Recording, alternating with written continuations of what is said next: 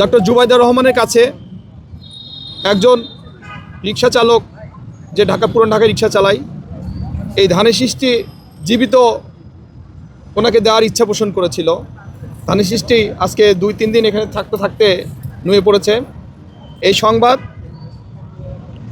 Doctor জুবাইদার রহমানের কাছে যখন পৌঁছে, তখন উনি আমাকে বলিয়েছেন, সব মশার বিরুদ্ধে সুরক্ষা দিতে এলো বসুন্ধরা এক্সট্রিম অ্যারোসল, মশার বিরুদ্ধে এক্সট্রিম সুরক্ষা।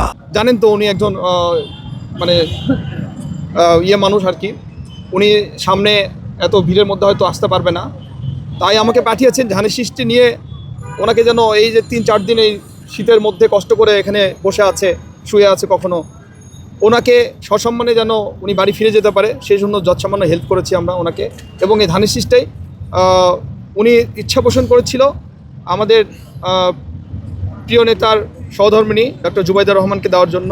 আমরা গ্রহণ করেছি সেটা ওনার পক্ষে, এবং ওনাকে আমরা একটি রিক্সার জন্য করেছিলাম। উনি বলেছেন যে অ্যাক্টিং চেয়ারম্যান জনাব তারেক রহমান দেশে ফেরার পরে ওনার হাতে সেটা উনি নেবেন।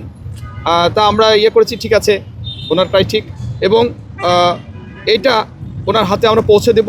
এবং ডক্টর জুবাইদার রহমান বাসায় ফেরার পথে চেষ্টা করবেন ওনার সাথে একটু সাক্ষাতের, এটা বলেছেন।